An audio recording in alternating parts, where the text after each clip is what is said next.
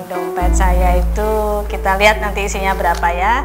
1, 2, 200. 200.000. Insya Allah mesake 208.000. Oke, jumpa lagi di channel YouTube Selopos TV. Nah, saat ini kita kedatangan tamu spesial nih, Mbak Eva Yuliana, anggota DPR RI dari Dapil 5, Jawa Tengah. Rasanya gimana sih Bu jadi anggota DPR? Rasanya nano-nano Mas. Wes, dulu bisa jadi kalau orang Jawa tuh istilahnya ngen-ngen, Mbak Eva. Punya angan-angan kalau jadi anggota DPR tuh angan-angannya kayak gini. Nah, setelah jadi, apakah sama, apakah beda? Kira-kira gimana? Iya, ternyata berbeda Mas. Berbeda ya? Iya, dan bedanya agak jauh ternyata. Jadi bayangan Meleset berarti saya, ya? Meleset bayangannya? Ya, iya.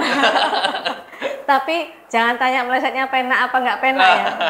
Tapi kan ketika mendapati sesuatu yang berbeda, nggak kemudian kita terkaget-kaget ya. Kita kaget boleh lah, tapi jangan lama-lama. Kalau dalam bahasanya Mas Danang tadi itu kan ya jet lag. Nah, jet lag. Ya, memang sempat mengalami jet lag itu Mas, goyang sedikit. Nah, tapi jet lag itu akan wajar kalau itu tidak berlanjut. Tapi ini sekarang udah nggak jet lag lagi kan Mbak Eva? Sudah tenang Mas, sudah. Nah, saya dan mungkin para netizen tuh kadang penasaran nih. DPR itu kan sekarang 575. Fraksinya ada 9 fraksi. Daerahnya beda-beda. Tiap fraksi itu kadang punya kepentingan sendiri-sendiri. Belum lagi yang kubu pemerintah atau oposisi gitu. Kalau dibalik itu sebenarnya nyantai-nyantai, guyon-guyonan biasa atau gimana sih Bu? Iya, saya di Komisi 3 itu nggak ada ini ya. Kami silaturahmi kami enak gitu. Dalam guyonan segala macam kami enak. Walaupun kita paham betul bahwa ada beberapa kawan yang harus kemudian konsisten dengan garis perintah, kebijakan partainya masing-masing. Dan itu kita bisa saling memahami seperti itu. Sebetulnya kalau boleh saya ini Mas, saya merindukan suasana bangsa kita seperti itu. Ini adalah satu cerminan kecil. Kami ini kan wakil rakyat. Ketika kami dengan beragam background background suku, background budaya yang berlainan, background agama yang berlainan juga, ternyata ketika kami dalam satu wadah itu kami bisa guyup rukun gitu. Kami bisa saling memahami. Itu pun juga belum lagi dengan kebijakan-kebijakan partai yang berlainan juga gitu. Kami bisa saling memahami bahwa oh ya kau memang dengan kebijakan partainya seperti itu, kamu harus menjalankan seperti itu. Dan kemudian dia pun juga oh ya kamu kan ya saling memahami. Nah, saling memahami inilah Mas yang sebetulnya jujur saya pribadi saya rindukan ini untuk bangsa kita. Beda pendapat, beda ini hal yang biasa saja. Tapi nggak usah dibawa ini kemudian silaturahmi di belakang itu tetap biasa-biasa hal yang biasa, tapi kemudian ketika kita duduk bersama, kita kan hati kita tetap sama, hati merah putih. Jadi ketika kita duduk bersama walaupun berbeda dengan satu ikatan merah putih, itu ternyata itu bisa mencairkan semuanya. Ini udah hampir menginjak 6 bulan nih di Komisi 3. Kira-kira apa saja yang kira-kira misalkan pernah nggak rapat ini yang terberat misalkan? Jadi cerita Mas, pada saat awal ketika kita sudah dinyatakan ini pembagian komisi, ya si A, si B, si C di Komisi 3 gitu. Terus kemudian itu diputuskan di rapat paripurna. Setelah rapat paripurna, pekerjaan kami di Komisi 3 pertama kali adalah fit and proper test calon Kapolri pada saat itu. Langsung sekarang ya. Itu benar-benar setelah rapat paripurna. Setelah selesai langsung kita rapat di komisi, ya itu persiapan fit and proper test. Jadi memang benar-benar kerjaan perdana kami adalah fit and proper test. Kemudian pada saat penyelesaian hakim agung itu pada saat itu ada 10 hakim agung yang kita seleksi. Nah, proses penyeleksian atau fit and proper testnya itu bisa sampai kemudian pada saat itu sampai jam 11 malam. Satu calon hakim agung kemudian di fit and proper test ditanya oleh semua anggota komisi. Nah ini, tapi alhamdulillah pada saat itu kawan-kawan di anggota Komisi 3 itu semuanya semuanya semangat. Artinya pada saat penyeleksian calon hakim agung itu bukan terus kemudian jadi dari sekian orang jadi cuma 5 orang begitu. Tetap memenuhi quorum untuk kemudian dilanjutkan, dan itu saya mengapresiasi kawan-kawan di Komisi 3. Kita juga mau nanya nih. Waktu itu ada slogan Sedulure Eva Yuliana ya. Seduluran Selawase. Nah, kadang publik tuh berpikir gini loh, anggota DPR tuh kadang butuh sama rakyatnya kalau mau pemilu aja, waktu kampanye gitu, maksudnya mendatangi, deket gitu. Nah, Mbak Eva ini kita punya tagline kita adalah tadi Seduluran Selawase. Terus kemudian pemilih saya itu pada saat lalu dalam masa kampanye itu memang kita menyebutnya sesama pendukung itu bolone Mbak Eva gitu. Nah, bolone Mbak Eva siapa? Bolone Mbak Eva gitu. Nah, sehingga dengan tagline Seduluran Selawase dan kemudian ungkapan bolone Mbak Eva itu jadi mempererat tali silaturahmi di antara pendukung-pendukung ini gitu. Nah, itu berlanjut sampai sekarang. Seduluran Selawase itu menjadi satu paguyuban. Nah, saya cuman satu pesan saya ke sedulur-sedulur ini, cuma satu saja. Mari kita konsisten dengan tagline kita, Seduluran Selawase. Jadi ketika Seduluran Selawase itu ya Selawase itu artinya kan selamanya. Nah, alhamdulillah dengan tali silaturahmi paguyuban atau paguyuban Seduluran Selawase itu, alhamdulillah banyak benefit-benefit atau kelebihan-kelebihan yang dirasakan oleh sedulur-dulur ini gitu. Jadi misalnya begini Mas, saya punya warung gitu. Mas Danang ini produksi kerupuk misalnya begitu. Mengembangkan usaha malahan gitu ya. Terus gini, aku tak titip kerupukku ya ning nggonmu gitu. Artinya secara langsung ekonominya juga bisa Betul. Jadi pengembangan ke apa ya istilahnya punya relasi baru. Betul gitu. Malah juga sempat dengan adanya Seduluran Selawase ini ketemu jodoh Mas. Wih. Nah ini. Menurut saya sih Seduluran Selawase ini menjadi berkah. Berkah tidak hanya untuk saya, berkah untuk semuanya. Karena pada saat kampanye itu memang saya menanamkan bahwa ini semua adalah ikhtiar tidak hanya untuk kemenangan Eva, tapi ini semua adalah ikhtiar untuk kemenangan bersama. Artinya kalau sudah diniati dengan seperti itu, katanya kan segala sesuatu itu kembali kepada niatnya Mas. Ketika sudah diniatkan dengan niatan silaturahmi, maka semuanya insya Allah akan berjalan dengan baik.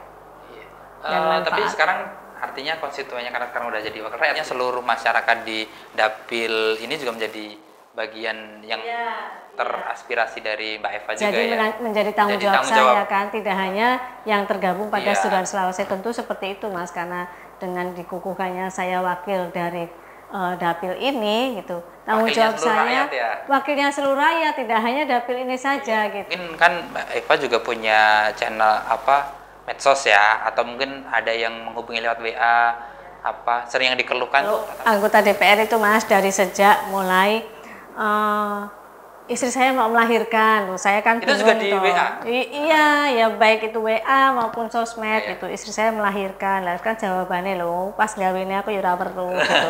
Tiba-tiba melahirkan saya suruh ikut bertanggung jawab, kan ya bingung kayak begitu. Terus kemudian anak saya mau sekolah atau macam-macam Mas, macam-macam. Tapi saya menerima itu semua adalah ya sudah, itu dinamika masyarakat gitu. Saya nggak bisa menyalahkan. Saya tahu apapun semua. Itu ya, termasuk yang apapun tadi. Itu, mau lahiran, mau ini. Mau cerai pun juga cerita Mas. Nah, itulah ceritanya. Jadi ini malah kayak konsultan keluarga nih ya. Nah, itu dia Mas. Saya sebagai wakil rakyat, saya berupaya untuk merangkul dan mengancani. Walaupun kemudian saya bukan malaikat dan saya bukan Gusti Allah Mas. Jadi saya kan nggak bisa celing terwujud. Nah, ingat ya, jangan celing lah. Jadi butuh proses kadang ya. Mbak Eva nggak bisa langsung Mbak Eva celing gitu, masalah selesai. Ya nggak juga kayak gitu, tapi ada upaya proses untuk perbaikan kayak gitu. Kalau celing jadi bahaya kayak gitu. Kalau tatap muka reses kayak gitu, ya wajar ya, pasti itu ada penjaluan, permintaan lah ya. Iya, kita lakukan, ya nggak apa-apa, semuanya ditampung. Misalnya, Mbak, saya titip Mbak pembangunan jalan ini, ya saya iyakan. Terus kemudian, Mbak ini musola, iya saya iyakan. Tapi dalam mengiyakan itu sekaligus saya memberikan edukasi, ya edukasi bahwa Ini adanya di komisi ini, Iya. sehingga nanti akan saya komunikasikan pada komisi Iya. yang terkait gitu. Nggak mungkin banget Dan lain kan sebagainya. Mbak Eva ini minta perbaikan jalan, nanti besok nanya sama Kapolri ini gimana jalan kan? Nggak Nah, mungkin banget karena itu. ya artinya publik itu juga harus tahu ya, punya gambaran bahwa ya sah-sah saja memberikan apa usulan ataupun punya keinginan, wajar disampaikan kepada wakil rakyatnya, tapi juga harus Iya. paham juga bahwa kayaknya posisi Mbak Eva itu di Komisi 3 ngurusin tentang hukum dan gitu. Nah, sekaligus saya memberikan edukasi penjelasan bahwa di Komisi 3 ini kami bermitra dengan Polri ya, dengan Polri. Terus kami bermitra juga dengan Kejaksaan. Nah, Kejaksaan itu ada program Jaksa Masuk Desa atau Jaga Desa. Nah, sehingga saya berharap dengan program ini kita dorong terus dengan fungsi yang saya miliki, yaitu fungsi controlling, budgeting, dan kemudian legislasi itu kita dorong program ini jalan, sehingga ketika program ini jalan, maka kepala desa ini tidak lagi bingung dalam mengelola dana desanya, misalnya seperti itu. Nah, edukasi seperti ini kita lakukan, kita jalankan. Nah, ada cerita lucu, Mas. Ini karena mitra saya ini Polri. Pada saat masa reses saya yang pertama itu kan menjelang Natal, ya kan, menjelang Natal. Akhir tahun gitu ya, Bu ya. Menjelang Natal memang tanggal 21 atau 22 Desember pada saya itu mulai reses. Nah, sehingga mengawali masa reses saya itu saya diundang, dan itu pertama kali dalam hidup saya. Saya nggak tahu, mungkin di sini saya nggak tahu Polda di sini pernah lakukan itu bersama dengan anggota legislatif atau tidak, saya belum ngerti ya. Tapi yang pasti adalah itu pertama kali terjadi pada hidup saya. Saya diundang oleh Polda Jawa Tengah untuk hadir di apel gelar pasukan operasi lilin. Nah, itu jadi seluruh Kapolres se-Jawa Tengah hadir, pasukan baik itu TNI maupun Polri juga diapelkan pada saat itu. Dan karena saya anggota legislatif, tentu nama saya disebut pertama dong, Mas, oleh Pak Kapolda yang saya hormati gitu kan, Ibu Eva Yuliana.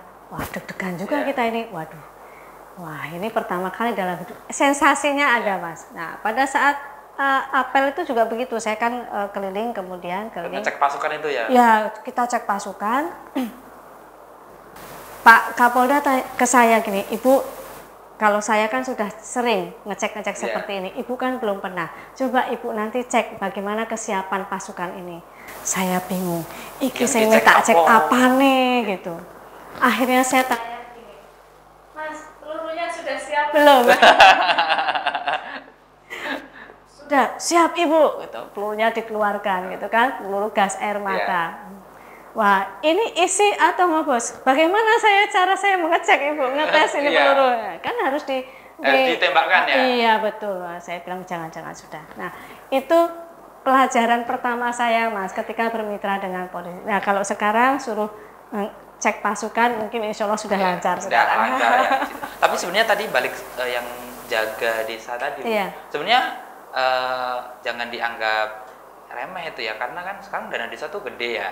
Anggarannya tiap desa tuh 1 miliar lah di total keseluruhan. Nah, termasuk sebenarnya infrastruktur jalan, kalau itu digawal dengan bagus, ada pengawasan yang bagus, sebenarnya kan bisa maksimal gitu ya, Pak Eva ya. Betul. Nah, kemarin saya ada sedikit cerita. Kemarin saya ke kunjungan kerja ke Pengadilan Tinggi Sulawesi Selatan. Di sana angka kasus dana desa itu cukup tinggi. Ketika itu juga saya sampaikan kepada Kejati, Pak Kepala Kejaksaan Tinggi dan jajarannya, ini bagaimana program Anda tentang ini jaga desa gitu. Tentu kalau jaga desa itu berjalan efektif, maka meminimalisir adanya kasus-kasus seperti itu gitu. Nah, makanya kemudian khusus di Jawa Tengah komunikasi dengan Kejati dan juga Kejari di sini, khususnya di dapil saya itu alhamdulillah cukup baik, sehingga saya bisa secara intens mengingatkan. Jadi fungsi pengawasan atau controlling saya berjalan walaupun tidak dalam masa reses. Ini saya mau challenge, mau nantang Mbak Eva nih. Kira-kira berani nggak ditantang? Di sini tantangannya agak santai sih. Kira-kira isi dompet atau tasnya. Boleh. Oke, kita tantang nih. Isi tas. Isi tasnya Mbak Eva Yuliana, anggota DPR dari Partai Nasdem. Coba kita cek. Kalau isi tas saya lampu Aladin, jangan kaget ya, Mas. Wah, ini nanti langsung disulap semua.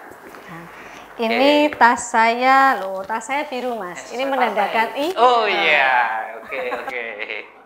Tapi biru itu multi interpretasi. Nanti udah birunya mendekati, kalau biru muda sedikit nanti agak beda nih. Oh iya, ini Oh iya. jadi tas saya isinya dompet, Oke. mata, Kacamata. nah, terus kemudian ini satu pouch isinya, wah isinya Wajar ada nih ya, tisu tisu basah, basah, ada macam-macam lah ya. Ini Jadi merek tit. Gitu ya. hand sanitizer, tit. Nah, karena perempuan ini Perempuan punya ya. pouch. Nah, pouchnya sudah kucel, ini pun pemberian Garuda. Kalau ini nggak apa-apa, BUMN soalnya. Kan gratis kan BUMN. Nah, ini isinya ada lipstik, ada bedak, ya kan, macam-macam lah. Oke. Terus ada tetes mata. Nah, itu pernak-pernik perempuan. Kadang tuh yang di anggota DPR kan dapat tenaga ahli tuh. Malah kadang tuh ada cerita nih.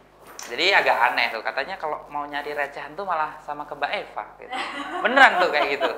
Iya, jadi saya itu saking saya buka dompet. Wih, saya, Mas. ini sampai buka dompet, gak hanya tas ya, dompetnya pun ikut dibuka. Ini dompet saya itu, kita lihat nanti isinya berapa ya. Nah, isinya ini nota-nota. Jadi saya itu kalau setiap beli apa, notanya itu nggak langsung saya buang, saya masukkan lagi gitu.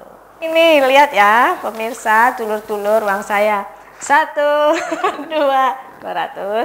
200.000. Insya Allah mesake 2.000-an. 208.000. Kalau di secara kuantitas benar.